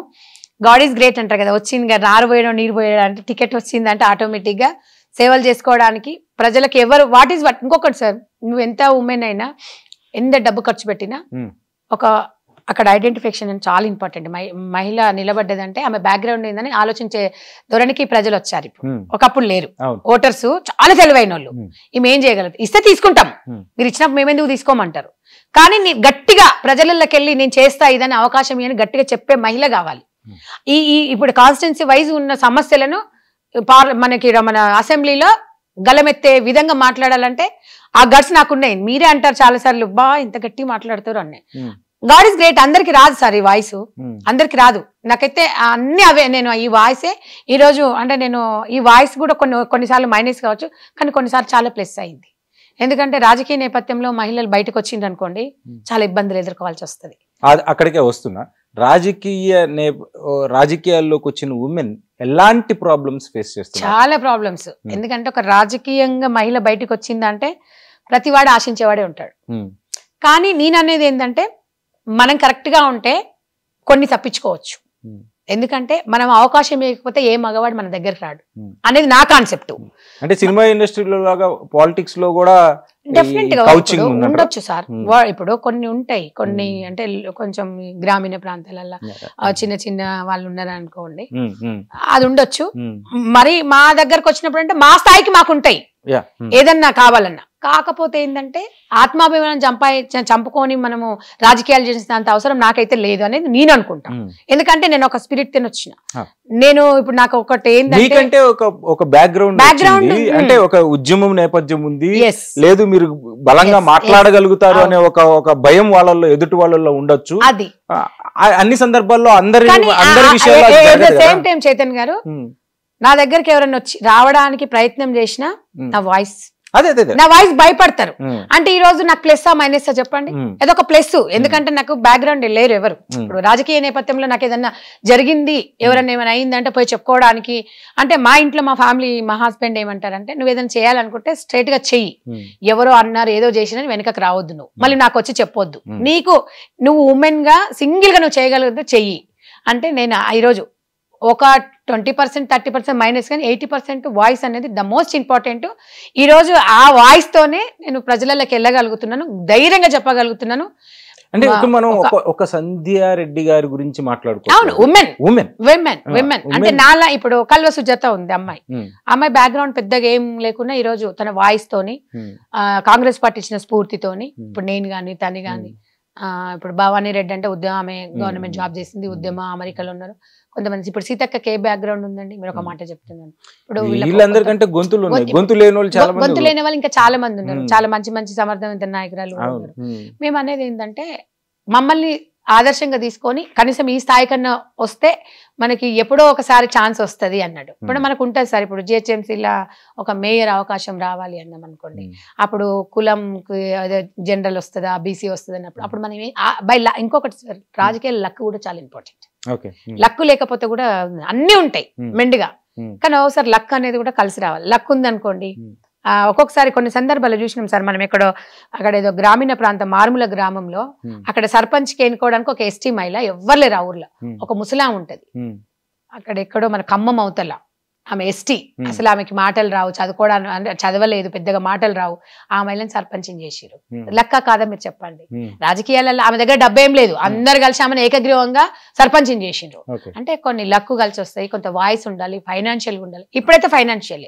అపార్ట్ ఫ్రమ్ ఈ ప్రాబ్లమ్స్ కాకుండా ఇంకా ఉమెన్ కు ఉండే ప్రాబ్లమ్స్ ఏమేమి ఉన్నాయి రాజకీయాల్లోకి రాణించాలి అంటే? ఉమెన్ కు ఉండే అంటే ఫైనాన్షియల్ గా వాళ్ళు ఇండిపెండెంట్ అయి ఉండాలి, తప్పకుండా ఒక క్యాడర్ ని పోషించాలి, మార్నింగ్ నుంచి సాయంత్రం వరకు విపరీతంగా తిరగాలి, ప్రతి మరణానికి అటెండ్ అవ్వాలి, ప్రతి పెళ్లికి అటెండ్ అవ్వాలి, పాత్రలు పోషించాల్సి వస్తుంది. కాబట్టి చాలా ఇబ్బందులు అవుతాయి. మళ్ళీ ఇంట్లో ఎంత పెద్ద మగవాళ్ళైనా ఎంత అండర్స్టాండింగ్, ఒక్కొక్కసారి కోపం వస్తుంది వాళ్ళకి, వాళ్ళ టెన్షన్ ఉంటది, వాళ్ళు పెట్టే టార్చర్ ఉంటది, మళ్ళీ ఇక్కడ రాజకీయాల టార్చర్ ఉంటాయి, వేరే ఫోన్ వస్తుంటది, ఒకసారి మాట్లాడాలంటే ఇక్కడ గొడవ అవుతుంటది, ఇది మాట్లాడ మళ్ళీ మార్నింగ్ మీటింగ్ ఉంటది, మళ్ళీ మెసేజ్ ఉంటది, మధ్యరాత్రి ఏదైనా చెక్ చేద్దామంటే ఎప్పుడు చూసినా నువ్వు ఫోన్ అందుబాటులో ఉండాలి, ఏదైనా మెసేజ్ వస్తే ఫోన్ అయినా 12 గంటలకు అంటారు. ఎన్ని ప్రాబ్లమ్స్ ఉంటాయండి మహిళకి రాజకీయంగా. రాజకీయ నాయకురాలంటే ఈ రోజు టీవీ ముందులో కూర్చుంటున్నాం అంటే ఈ రోజు ఈ స్థాయికి మనం వెనుక బ్యాగ్ ఎంత మనం మోరల్స్ చేసుకోకపోతే, ఈ రోజు ఇంత గ్రౌండ్ వర్క్ చేసుకోకపోతే ఈ స్థాయికి వచ్చినాం అనేది ఆలోచించాలి రాజకీయ నాయకులు. ఎందుకంటే అందుకని రాజకీయాలలో 2 కోణాలు చూడాలండి. ఒకవేళ రిజర్వేషన్ వచ్చినా భర్తకు రాకపోతే, సీట్ రాకపోతే మా భార్య నిలబెడుతున్నది, అది సెకండరీ అవుతే, ఉమెన్ సింగిల్ గా సొంతంగా ఐడెంటిఫై చేసి ఈ అమ్మాయికి 50 లక్షలు ఇస్తే ఒక 2 కోట్ల పని చేసుకొస్తుంది, నిజంగా వాళ్ళకి అందరికి మంచి సమర్థవంతంగా పని చేస్తుంది అనే ఆలోచన విధానం అనేది రాజకీయ నాయకులలో రావాలి. ప్రతిదీ డబ్బుతో ముడిపెడితే అది కాని పని. నేను ఒక్కటే అడుగుతున్నాను, ఇంతమంది మొన్న అంత ఎలక్షన్స్ లో ఓటింగ్ శాతం హైదరాబాద్ తక్కువైంది. ఎందుకు అయింది? అంత ఎడ్యుకేటెడ్స్, అవేర్నెస్ లేదు. ఊర్లలో నమ్మినమంటే ప్రాణం ఇస్తారు, వాళ్ళకి ఎంత ఇబ్బందులైనా అది చేస్తారు. నేను అనేది అదే సార్, ఇక్కడ 29%, 30%, 32% అయింది మొన్న మనం ఎలక్షన్స్ లో ఓటింగ్. వీళ్ళంతా సాఫ్ట్వేర్లు, వీళ్ళకి ఇస్తే ఎందుకులే అంటే వీళ్ళకి అవేర్నెస్ ఉందా లేదా, లేకపోతే నాయకులు నచ్చిందా నచ్చలేదా, ఎలా ఉపయోగపడుతుంది అనేది తెలియని పరిస్థితిలో ఉన్నారు. ఇప్పుడు అటు ఇటుగా తెలియని పరిస్థితుల వల్లనే ఈ రోజు సమస్యలు ఈ దారికి తీస్తున్నాయి. అందుకే మొత్తం తెలిసి ఉండాలి, ఏం తెలియకుండా ఉన్నా నష్టం లేదు. ఈ సగం తెలిసి ఉన్న వాళ్ళ వల్లనే చాలా ప్రాబ్లమ్స్ వస్తుంది. కాబట్టి దీనికి కంపల్సరీ రాజకీయాలకు అతీతంగా అవేర్నెస్ అయితే కంపల్సరీ ఉండాలి. ప్రతి ఒక్కరు ఓటక్కు వినియోగించుకుంటే ఆ ఓటు ఎందుకు వేయొద్దు, ఎందుకు వేయకపోతే ఏమైతుంది, వేస్తే ఏం లాభం అనేది రాజ్యాంగం కల్పించిన హక్కుని అనుసంధానం ఆధార్ కార్డుకు పెడితే కొంచెం వాళ్ళలో ఏమైనా మార్పు వస్తుందేమో అనుకుంటాం. ఓటు వేయకపోతే ఎవరినో ఒకరిని నాయకుడిని మనం ఎన్నుకోవాల్సి వస్తుంది. వాస్తవమా కదా చెప్పండి? కాబట్టి ఆలోచన విధానం ప్రజల నుంచి రావాలి. ఒక మంచి నాయకుని ఎన్నుకుంటే మన కుటుంబం ఒక మంచి తల్లిదండ్రులు ఒక మంచి పిల్లగాని చూసి ఎందుకు పెళ్లి చేస్తారు?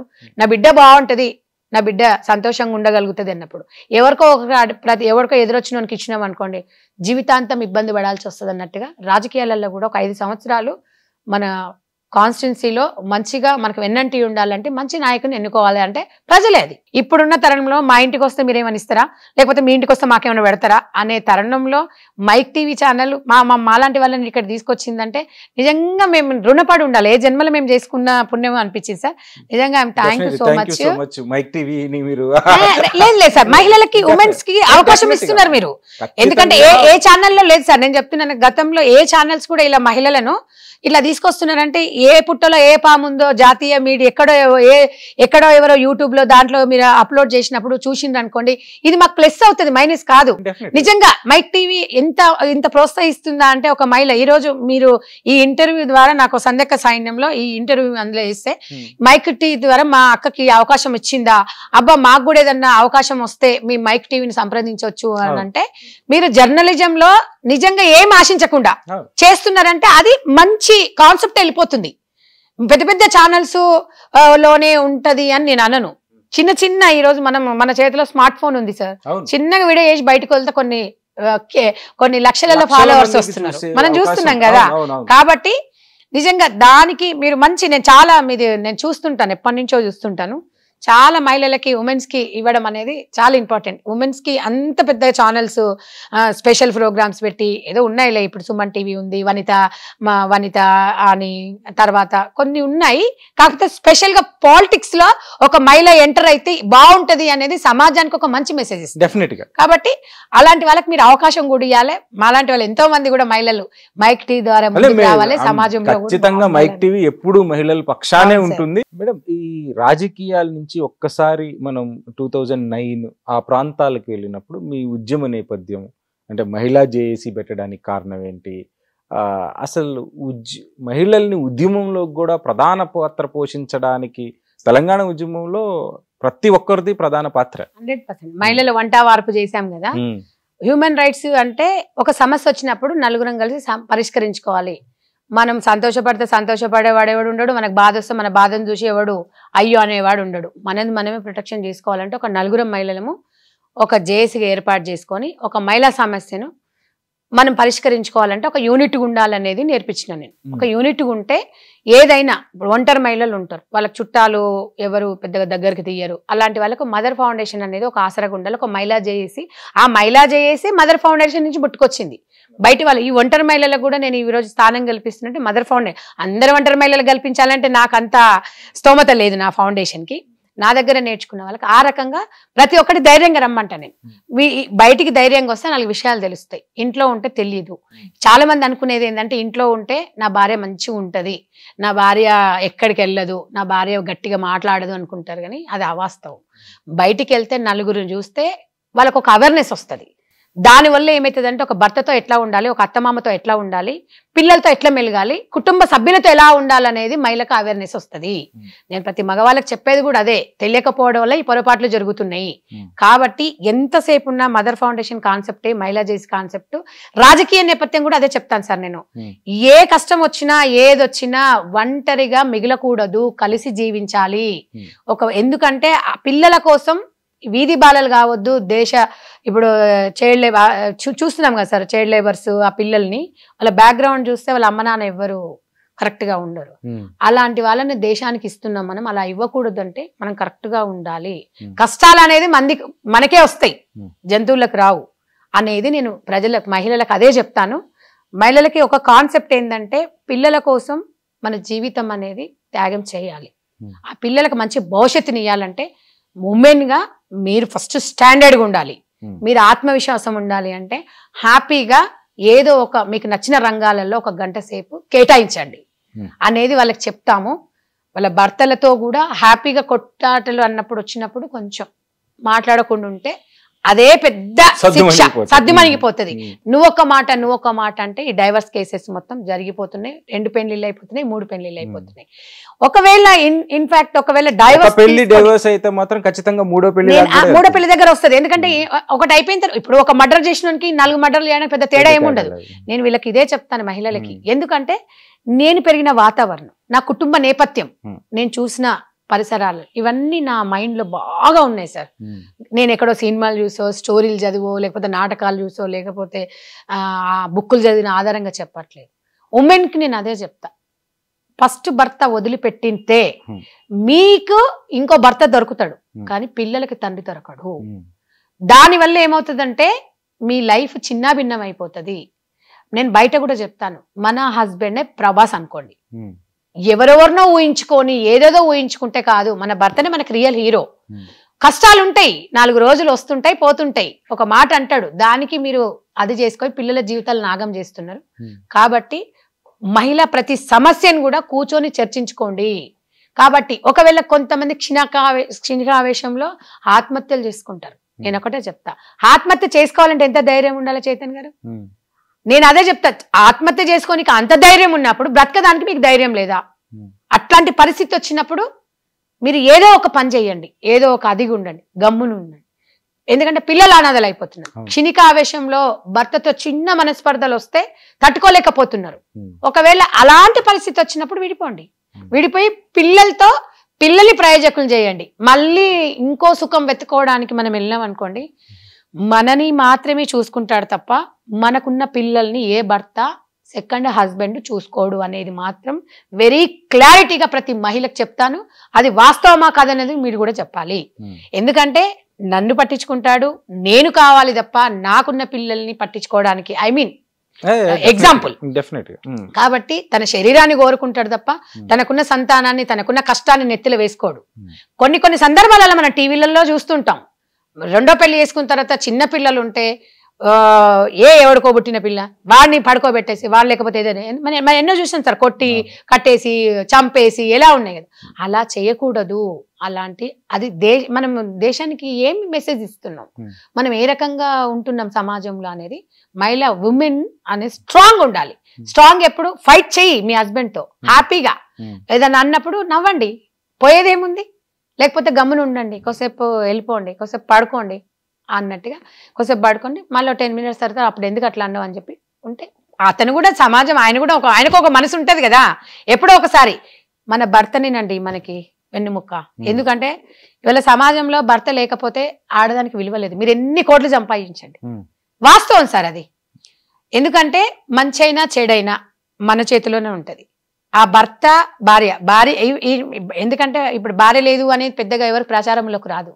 తినకు భర్త వదిలేసిండు అంటారు, తిన భర్త చనిపోయిండు అంటే 10 మంది చూడడానికి ఆస్కారం ఉంటుంది. మీకు భార్య లేదు అంటే మిమ్మల్ని ఎవరు పెద్దగా లేదా అని పెద్ద పాయింట్అవుట్ చేసేది ఉండదు. ప్రతిదీ మహిళకే వస్తుంది. కాబట్టి మహిళ సమన్వయం కొంచెం సమన్వయం పాటించుకుంటూ వెళ్ళామనుకోండి, ఈ మర్డర్లు, ఇవన్నీ ఫేస్బుక్లు, సోషల్ మీడియాలు, ఇంకో లివింగ్ రిలేషన్స్, హస్బెండ్తో ఉండుకుంటే ఇంకొక లివింగ్ రిలేషన్, ఇవన్నీ కాదు. ఇవన్నీ ఒక సమాజానికి ఒక మంచి స్థానం ఇవ్వాలంటే నిజంగా కూడా ఇట్లా స్వచ్ఛంద మీరు అన్నారు రాజకీయాలలో ఎమ్మెల్సీ పదవులు ఒకరికి ఇవ్వాలంటే సోషల్గా సామాజికంగా కొంచెం పనిచేసిన వాళ్ళు ఉన్న వాళ్ళకి ఇవ్వాలంటారు చూడండి. ఎందుకు ఇవ్వాలంటారు? రాజ్యాంగంలో ఉంది. రాజ్యాంగం మనకి హక్కు కల్పిస్తుంది. కాబట్టి ఇవన్నీ కూడా ప్రచారంలోకి రావాలి. మనం ఇది చేస్తే కూడా వస్తుంది అన్నట్టు. ఉమెన్ సమాజంలో ఎలా ఉండాలి, లేదు ఆమె పోషించాల్సిన పాత్ర ఏంటి అనేది మనం మాట్లాడు. అయితే ఇక్కడ ఒక్కసారి మనం వెనక్కి వెళ్ళినప్పుడు జాగృతిలో కూడా మీరు చాలా కీలకంగా పనిచేశారు అనేది చెప్పారు. తెలంగాణ ఉద్యమ సమయంలో నేను జేఏసీ పెట్టినప్పుడు, జేఏసీ చైర్మన్ ఉన్నప్పుడు నేను నిరాహార దీక్ష చేశాను. దానికి తెలంగాణ జాగృతి కవిత వచ్చేసి నిమ్మరసం తాగిచేసి దీక్ష విరమణ చేశారు. అప్పుడు నెక్స్ట్ డే నన్ను వాళ్ళ పిఏతో పిలిపించి, ఏంటి సంధ్య నీ ఉద్దేశం ఏంటి? ఉద్యమము, మహిళలు, ఇది అంటే జాగృతిలోకి వస్తావా నువ్వు, వచ్చి నీ గమ్యం అంటే మన గమ్యాలు వేరే, మన దారి ఒకటే, బట్ గమ్యం అనేది చేరుకోవాలి మనం అందరం. కాబట్టి దారులు వేరుండొచ్చు, ఒక గమ్యము, ఒక లక్ష్యం ఒకటే. అప్పుడు ఉన్నది తెలంగాణ ఉద్యమం సాధన అనేది ఒక గమ్యం. ఆ గమ్యానికి మన దారులు వేరున్నాయి, మనం ఒక దారిలో వెళ్దాం. జాగృతిలో నువ్వు జేఏసీ విలీనం చేయమంటే జేఏసీని అలా విలీనం చేసి జాగృతిలో, అప్పుడు జాగృతిలో విభాగాలు లేవండి, జాగృతి ఒక్కటే ఉంది. నాకు జాగృతికి నువ్వు కన్వీనర్ గా ఉండన్నది. అంటే నేను హ్యాండిల్ చేయలేను, నాకు ఎన్జిఓ ఉంది, మహిళా విభాగం చెప్పండి నేను చేస్తాను అని. అప్పుడు మహిళా విభాగం, విద్యార్థి విభాగం 2010లో అప్పుడు వాళ్ళు స్టార్ట్ చేశారు. అప్పుడు నేను 2014 వరకు ఆమెతో జర్నీ చేసిన 2008 to 2007 నుంచే కొంచెం పరిచయాలు. ఆ నేపథ్యం నుంచే తనతో మెల్లిమెల్లిగా ముందుకెళ్తా ఉన్నాం. సరే తెలంగాణ వస్తే మహిళలకి బాగుంటది ఇది అన్నట్టుగా ఆ రకంగా ఉన్నాం. కాబట్టి తను కూడా పార్లమెంట్ లో మహిళా రిజర్వేషన్ బిల్లు గురించి గలమెత్తాలి, తెలంగాణ కోసం బతుకమ్మ ఎత్తుకుంది, తెలంగాణ కోసం ఉద్యమాలు చేసింది, మంచి నాయకురాలు, చదువుకున్న వ్యక్తి, రాజకీయ నేపథ్యం నుంచి వస్తుంది, తండ్రి భావజాలాలు తనలో ఉంటాయని చాలా మందిని నమ్మేసి మేము జాగృతి తనతో కలిసి ఉద్యమాలు చేసుకుంటూ ఆల్మోస్ట్ దగ్గరగా అంటే 4 నుంచి 5 సంవత్సరాలు, కొంచెం డిస్టెన్స్ 6.5 years ఈజీగా ఉన్నాం. సో ప్రతి దగ్గర చూడొచ్చు, ఎక్కడ యూట్యూబ్ ఎక్కడ చూసినా కూడా ఉద్యమ సమయంలో ఇద్దరం ఒకే దగ్గర. చాలా కేసులు పోలీసులతో చాలా ఎదుర్కొన్నాము. చాలా అదిగా ఉండేదాన్ని నేను, అసలు దేనికి భయపడేదాన్ని కాదు ఫస్ట్ నుంచి. అంతే, దేనికి ఏదో చేస్తున్నాం, ఏదన్నా కానీ ఇంకంతే వెళ్ళిపోతున్నాం అనే ఒక మొండి ధైర్యంతో ముందుకు వెళ్ళిపోయినాం. 2014 తర్వాత తనని ఎంపీ చేసాము. తెలంగాణ ఇచ్చిన తర్వాత అంటే ఎన్జిఓ పరంగా వర్క్ చేసిన తర్వాత తన రాజకీయ నేపథ్యం ఎంపీ అయిన తర్వాత వాళ్ళ తండ్రి అడుగు జాడలను వెళ్ళిపోయింది. జాగృతిని పక్కన పెట్టడము రాజకీయ నాయకులు అనిపించుకుంది. నేను అనేది ఏంటంటే ఇప్పుడు మీరు చూడండి సార్, నేను ఇప్పుడు రాజకీయంగా అధికార ప్రతినిధి ఉన్నా నేను మా వాళ్ళకి అధికార ప్రతినిధిని ఎక్కడ చెప్పను. ఒక మహిళా చైర్మన్ గా నేను ఒక మదర్ ఫౌండేషన్ చైర్మన్ గానే వెళ్తా. ఒక ఎంపీగా ఉన్నప్పుడు ఆమెకు అనేకమైన సమస్యలు ఆమె దృష్టికి వస్తాయని మేము ఇలా ఆమెను ఎన్నుకొని 200 మంది జాగృతి వాళ్ళము 3 నెలలు ఆమె కోసం సింగిల్ ఎన్పీ తీసుకోకుండా మా సొంతం ఖర్చులు పెట్టుకొని ప్రచారం చేసి ఆమె ఇవన్నంటి ఉండి ఎంపీని చేస్తే కనీసము ఒక్క భారత జాగృతి మార్చుకుంది తప్ప తెలంగాణ జాగృతిని తీసేసి భారత జాగృతి పెట్టుకుంది. ఒక మహిళకి ఎక్కడ ఉమెన్ ఎక్కడ ఆమె డెవలప్ చేసింది చూపించండి. ఎందుకంటే అతి దగ్గరగా చూసినా నేను ఆమె ఎక్కడి నుంచి ఏ స్థాయి నుంచి వచ్చింది. లాక్మీ షోరూమ్స్, బ్యూటీ పార్లర్, మన టప్పర్ వేర్ బాక్సులు అక్కడి నుంచి వచ్చిన ఆమె ఎంత ఆలోచించాలి మహిళల కోసం. ఇవాళ కనీసం విమెన్ గా తెలంగాణ జాగృతి పెట్టుకున్నప్పుడు ఒక 20 మంది మహిళలకు మీ నాయన సారథ్యంలో ఒక 20 మందికి చైర్మన్లు ఇచ్చినా అయిపోయేది. చైర్మన్లు కూడా ఇవ్వలేదు. ఈ రోజు నీకు ఆశ కంతులే అదే అడగబోతున్నా. యాక్చువల్ గా తెలంగాణ ఉద్యమంలో ఉమెన్ కూడా చాలా కీలక పాత్ర పోషించింది. అయితే తెలంగాణ వచ్చిన తర్వాత ఉమెన్ పాలిటిక్స్ లో అంత కీలకంగా కనిపించకపోవడానికి కారణం ఏంటి? తొక్కేయడం. చెప్పాను కదా, తెలంగాణ అనేది కేసీఆర్ గారికి బిడ్డ ఒకతే కనిపించాలి, ఇంకెవరు లేరు. చాలా పద్మదేవేందర్ రెడ్డి గారు ఉద్యమ సమయం నుంచి ఉన్నారు కదండి, తులవమ్మ గారు ఉన్నారు. వాళ్ళందరూ ఎక్కడ కనిపించారు చెప్పండి మీరు. అంటే చెప్పాను కదా సార్, రాజకీయ నేపథ్యం అనేది ఏంటంటే వాడుకునే వరకే, పనులు చేసే వరకే. రాజకీయంగా ఎదగాలంటే ఫ్యామిలీ పరంగా వస్తుంది, ఒక బ్యాక్గ్రౌండ్ అనేది కంపల్సరీ. ఇక బ్యాక్గ్రౌండ్ 80% ఉండాలి, 20% ఇక మాలాంటి వాళ్ళం ముందుకు రావాలంటే ఎవరో ఒకరు ఉంటారు కదండి. రాజకీయాలలో అందరు చెడ్డవాళ్ళు ఉండరు, అందరు మంచి వాళ్ళు ఉండరు. ఎవరికో కొంచెమో కొద్దిగా ఉంటే రా చెల్లెమ్మ మేము హెల్ప్ చేస్తామంటారు. ఏదో రకంగా ఉన్నది అనుకో. ఇప్పుడు కోమరెడ్డి బ్రదర్స్ ఉన్నారు, మన నల్గొండ జిల్లాలకు సంబంధించి కొంతమందికి డబ్బులు అవసరం ఉండే, మందుల సామ్యాల్ గారు అట్లాంటి వాళ్ళు ఉన్నారు అనుకో. రాజకీయంగా వాళ్ళు కొంచెం హెల్ప్ చేశారు, వాళ్ళతో వాళ్ళు కృతజ్ఞతగా ఉన్నారు, రాజకీయంగా చేస్తున్నారు. కాబట్టి ఎవరో ఒకరు వస్తారు, ఆ టైంకి ఎవరో ఒకరు వస్తారు, ఎవరో ఒకరు చేస్తారు. అనేది ఏంటంటే విమెన్ కవిత నుంచి కొంచెం బాగుంటుంది అని చాలా మంది ఆశించినాం. ఇవాళ వాళ్ళందరూ నేను ఇంకా ఆ దగ్గర మాకిద్దరికి కొంచెం రాజకీయ నేపథ్యం ఆలోచించినప్పుడు నన్ను టీఆర్ఎస్లోకి రమ్మన్నది.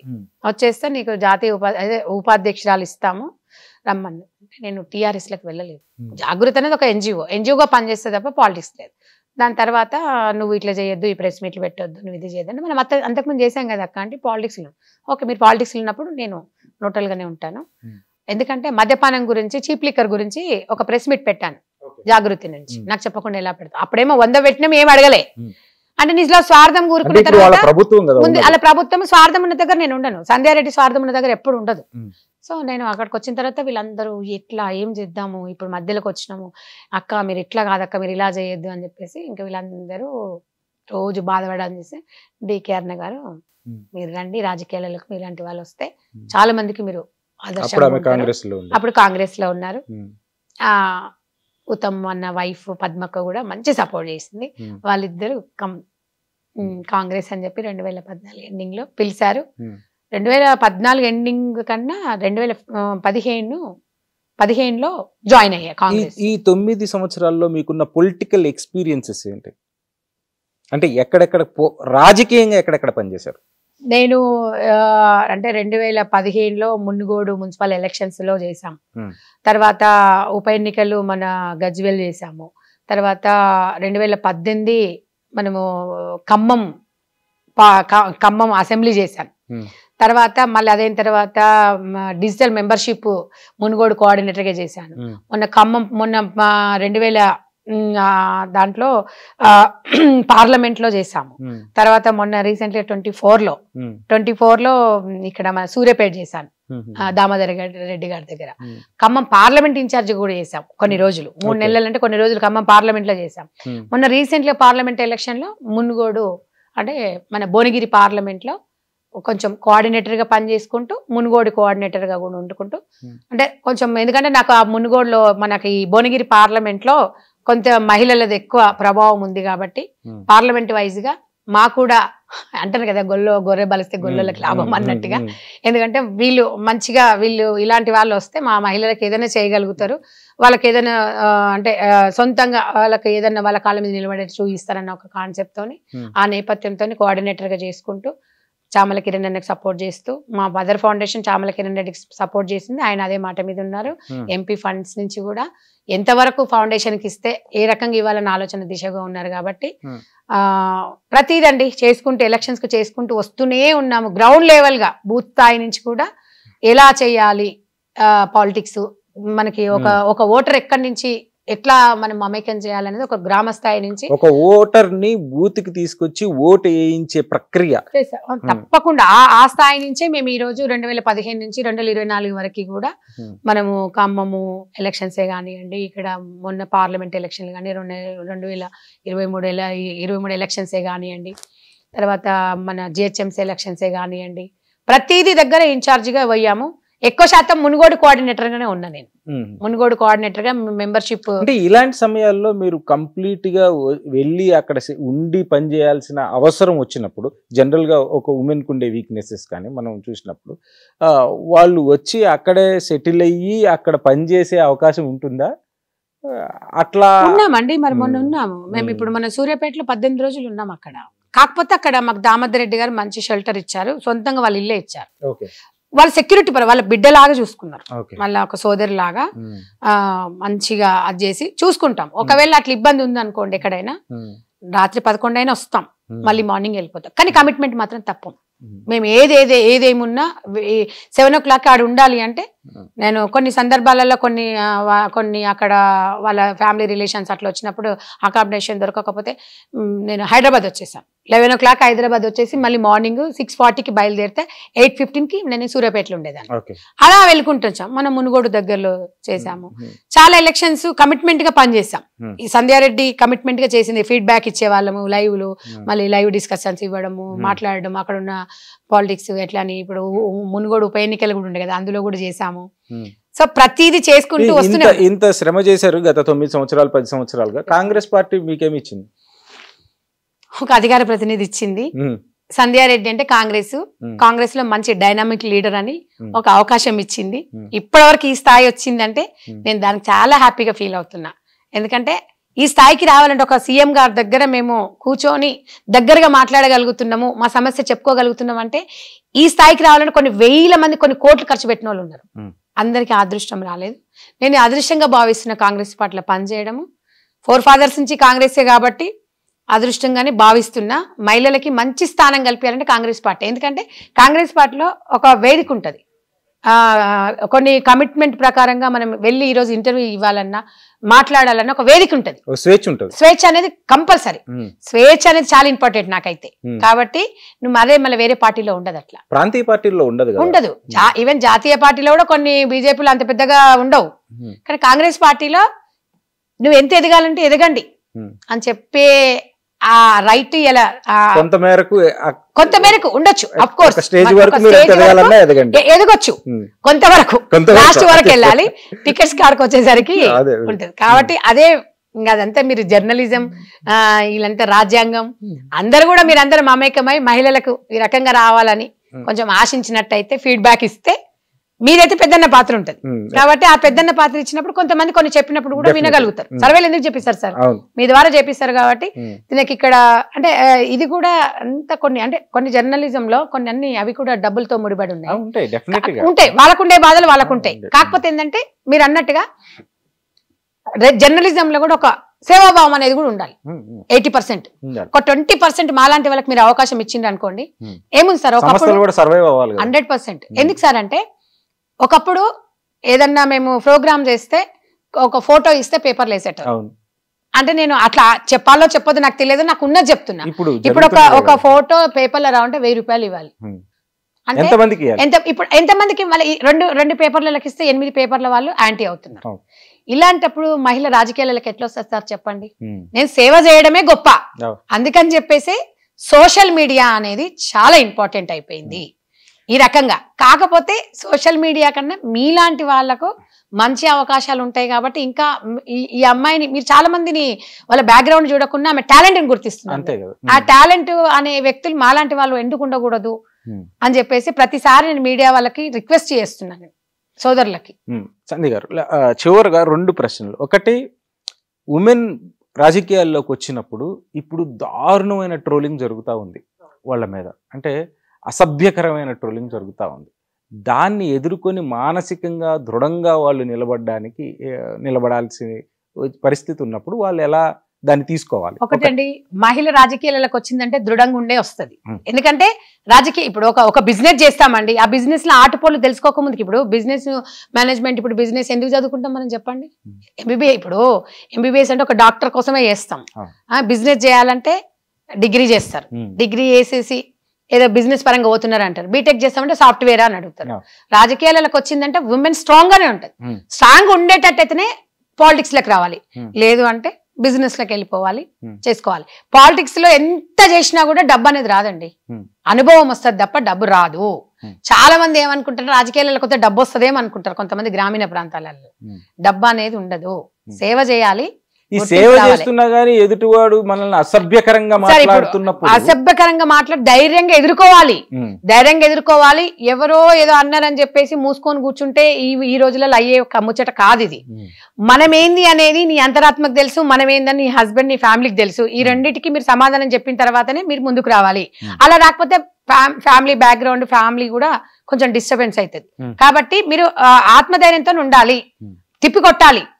ఇప్పుడు ఒక మహిళ మీద ఒక్కటేనండి, మహిళ మీద బ్యాడ్ ఒపీనియన్ అనేది ఒకటి. అదే ఇంకా పాలిటిక్స్ లో బ్యాడ్ లేడీ అంటే ఇంకా తన రూమర్ అనమాట. క్యారెక్టర్ మీద ఇక క్యారెక్టర్ లెస్. ఎట్లా క్యారెక్టర్ లెస్? గట్టిగా మాట్లాడిది, కొంచెం మగవాళ్ళతో మాట్లాడినాం అనుకోండి క్యారెక్టర్ లెస్ అనేది. ఇది ఆడవాళ్ళకి అనేది ఆనాది నుంచి ఈనాది వరకు వస్తుంది. ఇవాళ నేను అనేది ఏంటంటే 100 మంది మగవాళ్ళతో మాట్లాడొచ్చు, కానీ ఒక ఇద్దరు 100 మంది మహిళలతో నుండి ఒక 3 మగవాళ్ళతో మాట్లాడితే ఎఫ్ఐఆర్ వచ్చేస్తుంది. అప్పుడు మనం ఏం చేయాలి? స్ట్రాంగ్ ఉండాలి. స్ట్రాంగ్ ఉండకపోతే బాధపడుకుంటుంటే ఇంకెందుకు రావాలండి మనం రాజకీయాలకి? ఏ రంగమైనా రావద్దు. ఇంట్లో అయినా భర్త అన్నప్పుడు కూడా ఏడుస్తారు. మీరు ఏడ్చినప్పుడు మీరు సమాధానం చెప్పాలి కదా. చెప్పాలనుకున్నప్పుడు అదేదో ఇక్కడ చెప్పుకోండి. మీరేందో మీకు తెలుసు, ఎవడో మనకి ఏ సర్టిఫికెట్ ఇవ్వాల్సిన అవసరం లేదు. ఎందుకు ఇవ్వాలి? మన అంతరాత్మకు తెలుసు. నీకు ఇష్టం ఉన్నది నువ్వు చెయ్యి అనేది నా కాన్సెప్ట్. అట్లానే ఎవరి కోసం నేను బతకట్లేదండి. నా ఇంట్లో తిండి లేదంటే వాడిని తీసుకొచ్చి పెడతాడా? పుట్టిన బిడ్డకే డిఎన్ఏ ఎవరు తండ్రి అని అడిగే జర్నలిస్టులు, లేకపోతే సమాజం అట్లా తయారైనప్పుడు ఇలాంటి కల్తీ సమాజంలో అందరికి కల్తీ మనుషులకు చెప్పాల్సిన అవసరం ఏముంది సార్ మనకి అనేది నేను అనుకుంటా. నేను అనేది ఏంటంటే నిజంగా ఎవరు అది ఉన్నారు చెప్పండి. ఇవాళ ఎవరు ఇప్పుడు ఏదో అందరం స్వచ్ఛందంగా ఉన్నామంటే గురించి నేను ఎర్రగా ఉన్నా అనుకుంటది. విప్పి చూస్తే అందరికి అట్లానే ఉంటది. కాబట్టి నువ్వు వెళ్ళేటప్పుడు, నీ దారిలో వెళ్ళేటప్పుడు ముళ్ళు, రాళ్ళు, కప్పలు, నెప్పలు అన్ని ఉంటాయి. అవన్నీ దాటుకుంటూ వెళ్తేనే ఒక గమ్యాన్ని చేరుతావు. నువ్వు ఊరికనే మనం ఒకటేసారి పాలిటిక్స్ లోకి రావాలంటే, ఒక అందంగా ఉన్న అమ్మాయి రాజకీయాలకు వచ్చినా కూడా ప్రాబ్లమే డెఫినెట్ గా. ఎందుకంటే వాళ్ళకి రాజకీయ నేపథ్యంలో డబ్బులుండి భార్యను తీసుకొచ్చిండు అనుకో, బా ఎంత బాగుంది వీళ్ళ వైఫ్ అన్నప్పుడు వాడికి ఎక్కడో కాలుతుంది. అప్పుడు ఏమైతుంది? నువ్వు అవసరం లేదంట. అట్లాంటప్పుడు నన్ను ఎందుకు తీసుకోపోయినాను? ఇవన్నీ ఎలాంటిది? ధైర్యంగా ఉండాలి. మగవాడు కూడా స్ట్రాంగ్ ఉండాలి. వైఫ్ ను బయటికి పంపిస్తున్నప్పుడు 100 మాట్లాడతారు. అవి భర్త జీర్ణించుకునే శక్తి ఉండాలంటే నమ్మకంతోనే ఒక హస్బెండ్ బయటికి పంపిస్తున్నాడు అంటేనే ఒక నమ్మకము. ఇంకంతకన్నా ఎక్కువ అదృష్టం ఎవరికి కావాలండి చెప్పండి? ఆ అదృష్టం ఉంటే ప్రతి మహిళ డెవలప్ అవుతుంది. ప్రతి మగవాడు కూడా అర్థం చేసుకోవాలి. నీ భార్య ఏందనేది నీకు మాత్రమే తెలుసు. నీ గురించి టోటల్ గా A to Z నీ మీద రైట్ ఉన్న వ్యక్తి నీ హస్బెండ్. నీ మెంటాలిటీ ఏంది, నువ్వు ఏ రకమైన వ్యక్తి అనేది నీకు తెలుసు. కాబట్టి నువ్వు బయటికి పంపించిన తర్వాత ఎవడో గొట్టంగాడు వచ్చి నీ భార్య అనేది అంటున్నాడంటే నువ్వు బాధపడకు. నువ్వు బాధపడి నన్ను బాధ పెట్టి కుటుంబాన్ని ఇబ్బంది పెట్టొద్దు.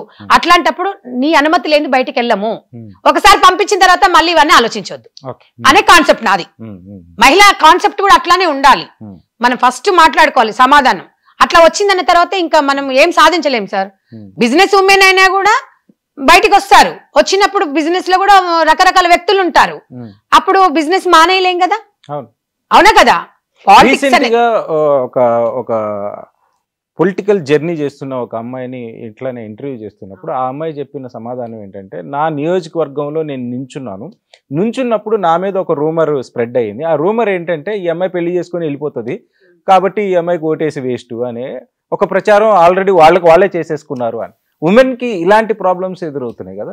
ఉమెన్ కి నేను చెప్తున్నాను కదా సార్, క్యారెక్టర్ పరంగా కానివ్వండి, పెళ్లి చేసుకొని వెళ్ళిపోతుంది అనే ఆలోచన ఇది చెప్తారు, లేకపోతే తిన బ్యాక్గ్రౌండ్ ఇట్లా కాదంటే అంటారు. ఇవన్నీ కాదు. ఒక ఉమెన్ ని మీరు ఎప్పుడు గుర్తించాలంటే ఈ అమ్మాయి కరెక్ట్ పని చేయగలుగుతుందా.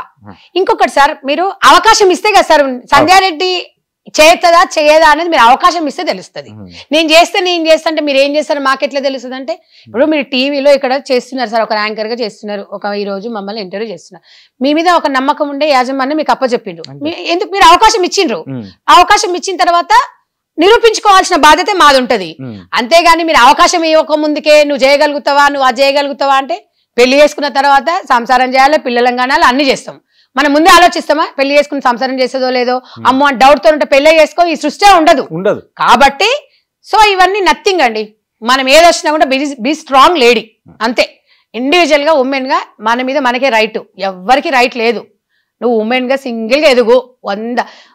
మనం దారిలో పోయేటప్పుడు ఎన్నో చెట్లకు పండ్లు ఉంటాయి, రాళ్ళేస్తా ఉంటాం. ఒకవేళ చెట్టు గుబురుగా ఉంటే, ఎండ ఉంటే నిలబడతాం. నువ్వు బోడగా ఉంటే ఎవరు అక్కడ నిలబడలేవు. కాబట్టి సంధ్యారెడ్డికో లేకపోతే ఇంకో మమతకో లేకపోతే శ్రీదేవికో ఎవరికో ఇలాంటి సమస్యలు వస్తున్నాయంటే వాళ్ళలో విషయం ఏదో ఉంది, అందుకని చెప్పి రూమర్స్ వస్తున్నాయని మనం ఆలోచించుకోవాలి. అప్పుడు ఏదైనా అంటారు చూడండి, దొంగకున్న అడ్వాంటేజ్ మంచి వాళ్ళకు ఉండదు. కాబట్టి మంచి వాళ్ళకి ఎప్పుడు మంచే జరుగుతుంది. ఏది జరిగినా శ్రీరామ రక్ష. వాళ్ళు ఏదన్నా ఇలా వినాలి, ఇలా వదిలేయాలి. కొన్నిసార్లు బాధ వేస్తుంది, ట్రోలింగ్ చేస్తుంటారు. ఏదైనా ఉన్నది అనుకో, ఈ రోజు నేను కొంచెం ఎవరి దగ్గరికి వెళ్ళి మాట్లాడినాం అనుకోండి, గంతసేపు పోయిండ్రు, గంత మాట్లాడి వచ్చింది, ఏముందంట. అది సింప్లిసిటీ అనడం అంత ఈజీ, వాళ్ళకి అర్థం కాదు అది. అది అన్నంత మాత్రాన మనకేం పోయేది లేదు. నేను అడుగుతాను సార్, మనమేమో ఇప్పుడు వాళ్ళకి సర్టిఫికెట్లు ఇచ్చేసి ఏమన్నా ఇచ్చేసిన వాళ్ళకు అట్లా ఉన్న వాళ్ళకి ఏమన్నా జీవితం ఏమన్నా మారుతుందా, లేకపోతే వాళ్ళకి ఏమన్నా అప్పటిదప్పుడు ఏమన్నా అమృతం వచ్చి అక్కడ ముందర పడుతుందా? నేను అడుగుతున్నా. అట్లా ఉండదు కదా. మనది మనం చేసుకోవాలి, మనం ప్రొటెక్షన్ చేసుకోవాలి. మనం స్ట్రాంగ్ ఉంటే మనం ఎవరో ఏదో అంటున్నారని చెప్పేసి కాదు. నువ్వేమనుకున్నావు, నీ గోల్ ఏంటి, నీ లక్ష్యం ఏంది, అదే ముందుకెళ్ళు అన్నప్పుడు ధైర్యంగా ఉండు. ధైర్యం చెప్పే వాళ్ళు లేకపోయినా కష్టాలని నుంచే ఈరోజు నేను స్ట్రాంగ్ అయ్యా. నేను రియల్ గా చెప్తున్నా, నా రాజకీయ భవిష్యత్తు అనే కదా, నేను 10th క్లాస్ అప్పటి నుంచి చాలా కష్టాలతో పైకి వచ్చిన. నేను ఏం జరుగుతుందో చెప్పగలుగుతాను. ఒక మనిషిని చూసి నేను వాళ్ళ మొహం ఫేస్ రీడింగ్ చూసి చెప్పగలుగుతాను. అనుభవమే. పెద్ద నేనేమి ఇంగ్లీష్ మీడియం చదవలేదు. నేను ఈ అమ్మాయి ఎక్కడి వరకు లాక్క రాగలుగుతుంది, ఇతను ఏం ఆశిస్తున్నాడు, ఇతను నిజంగా మాకు చేయగలుగుతారా అనేది నేను చూసి చెప్తున్నా. నా అనుభవం 25 సంవత్సరాలు రాజకీయ అంటే నేను 10th చదువుకున్నప్పటి నుంచి మొదలు పెడితే రాజకీయంగా నేను ప్రతి వ్యక్తిని కూడా నేను కొంచెం గొప్ప గుర్తించగలుగుతున్నా. అంటే అనుభవం అనేది చాలా గొప్పది. కాబట్టి రాజకీయాలలో స్ట్రాంగ్ గా ఉమెన్ ఉండి ముందుకెళ్ళాలి. అలా వచ్చి ఇలా అనేవాళ్ళు ఎవరో చేసేవాళ్ళు మంచి వాళ్ళకి రామదేవికే కష్టాలు తప్పలేదు సార్. అవునా కాదా? ఆమె ఇప్పుడు రావణాసురుడు ఆమె తీసుకొని పోయినా ఆమె లంకలు ఎట్లా ఉందనేది మనకు తెలుసు. రాముడు అంతటి వాడు కూడా అనుమానించాల్సిన రోజులు వచ్చినాయి. కాబట్టి ఇక మనం ఎంత చెప్పండి. కాబట్టి ఎవరికి రాముడు, ఎవరికి సీత, ఎవరు సర్టిఫికెట్లు ఇవ్వాలి. ఇప్పుడు నా కడుపులో ఒక పాప ఉందంటే తండ్రి ఇతను అని నేను చెప్తేనే మీకు తెలుస్తుంది. ఇక అలాంటి తరుణంలో ఇక ఈ DNA టెస్టులు ఇవన్నీ వాట్ ఈస్ దిస్ సార్. కాబట్టి ఇవన్నీ మనకి ఎదగాలనుకున్నప్పుడు ఇవన్నీ వదిలేసేయాలి. కొన్ని కావాలంటే కొన్ని వదిలిపెట్టాలి. ఇప్పుడు నాకు కుటుంబంలో వంట చేసి పెట్టాలి, ఇంటనే ఉండాలి, సీరియల్ చూసుకుంటూ ఉండాలి, పిల్లల్ని చదివించుకోవాలి, పిల్లల్ని అది చేసుకోవాలంటే పాలిటిక్స్ చేయలేము. కొన్ని కావాలంటే కొన్ని వదులుకోవాలి, ఒక పని మనిషిని పెట్టుకోవాలి, కొన్ని మనం చేసుకోవాలి, ఎదగాలి. లేకపోతే రెండు దాంట్ల మీద మనం కాలు పెట్టినాం అనుకోండి ఇబ్బందికరంగా ఉంటాయి కదా పరిస్థితులు.